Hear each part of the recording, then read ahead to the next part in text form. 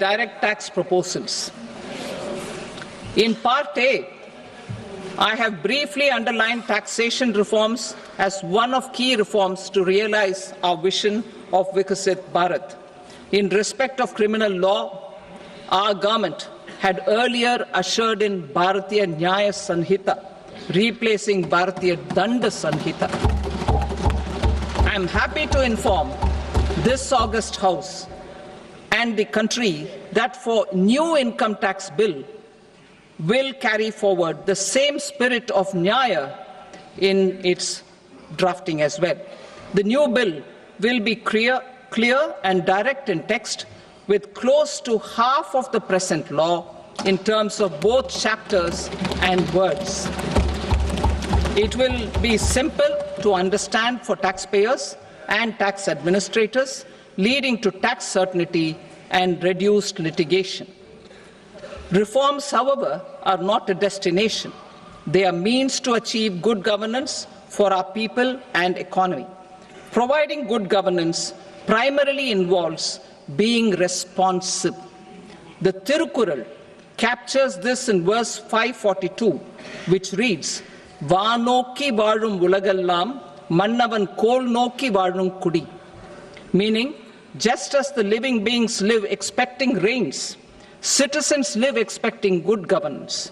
Our government is committed to keeping an ear to the ground and a finger on the pulse and responding while balancing our national building efforts.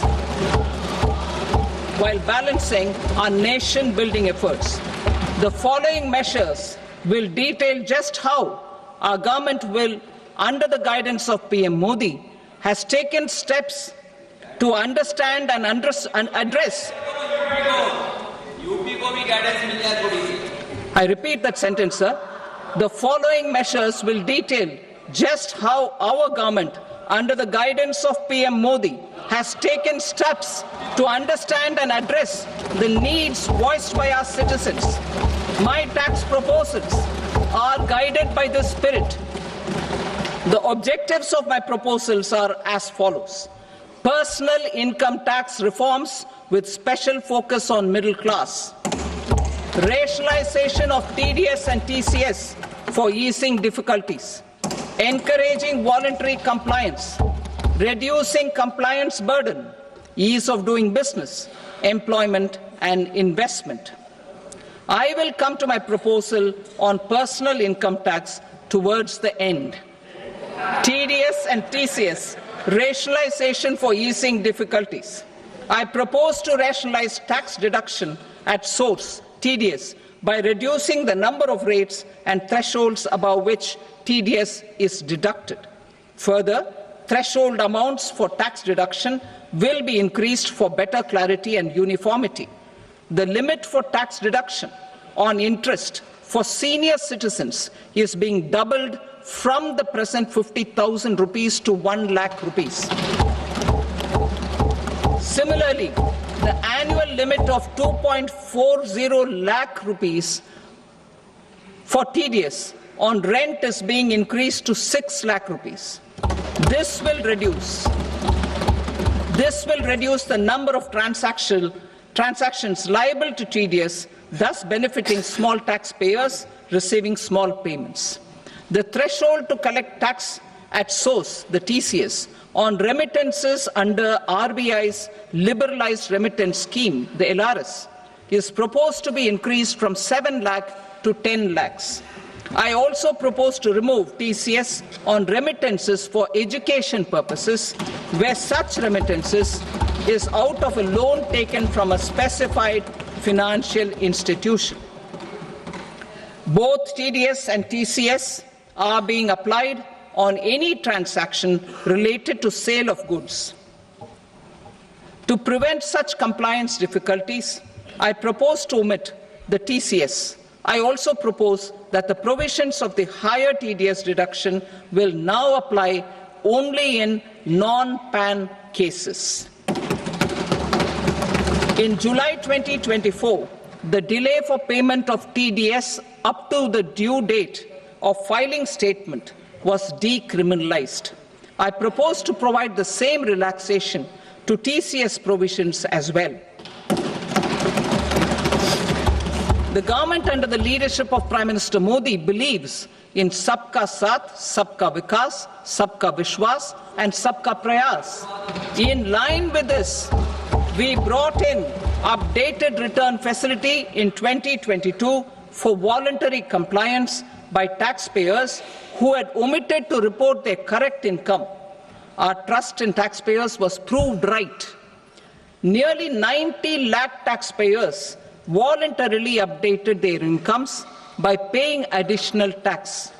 Taking this trust further, I now propose to extend the time limit to file updated returns for any assessment year from the current limit of 2 years to 4 years. I propose to reduce the compliance burden for small charitable trusts and institutions by increasing their period of registration from 5 years to 10 years. It is also proposed that disproportionate consequences do not arise for minor defaults such as incomplete applications filed by charitable entities. Presently, taxpayers can claim the annual value of self-occupied properties as nil only on the fulfillment of certain conditions. Considering the difficulties faced by taxpayers, it is proposed to allow the benefit of 2 such self-occupied properties without any condition. To streamline the process of transfer pricing and to provide an alternative to yearly examination, I propose to introduce a scheme for determining arm's length price of international transaction for a block period of 3 years. This will be in line with global best practices. With a view to reduce litigation and provide certainty in international taxation, the scope of safe harbor rules is being expanded. A number of senior and very senior citizens have very old national savings scheme accounts. As interest is no longer payable on such accounts, I propose to exempt withdrawals made from NSS by individuals on or after 29th August 2024. I am also proposing to allow similar treatment to NPS Vatsalya accounts as is available to normal NPS accounts subject to overall limits. In my speech in July 2024, I had promised that all processes, including giving effect to appellate orders, shall be digitalized and made paperless over the next 2 years.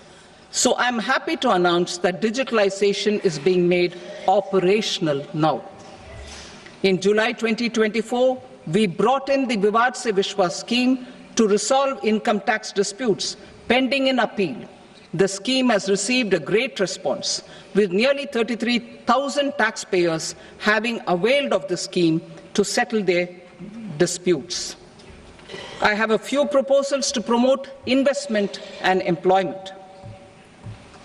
It is proposed to provide a presumptive taxation regime for non-residents who provide services to a resident company that is establishing or operating an electronics manufacturing facility.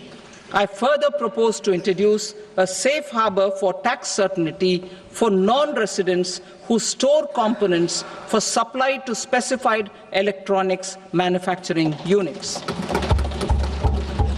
Presently, the tonnage tax scheme is available only to sea-going ships.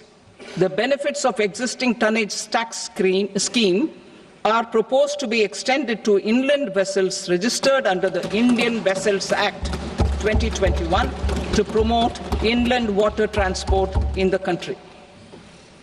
Extension for incorporation of startups. We continue to support the Indian startup ecosystem.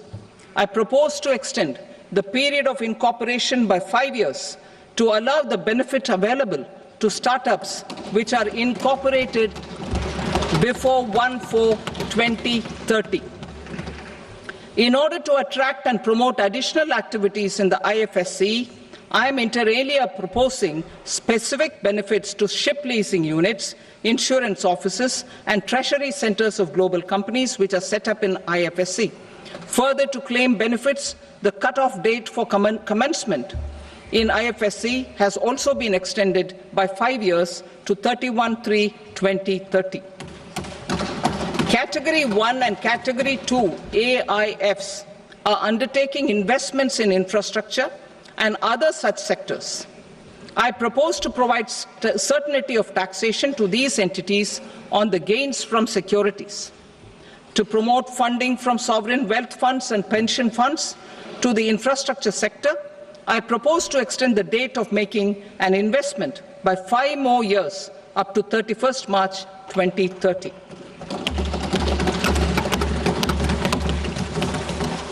Subscribe to Midday India. Get direct notifications on all our videos by clicking on the bell icon.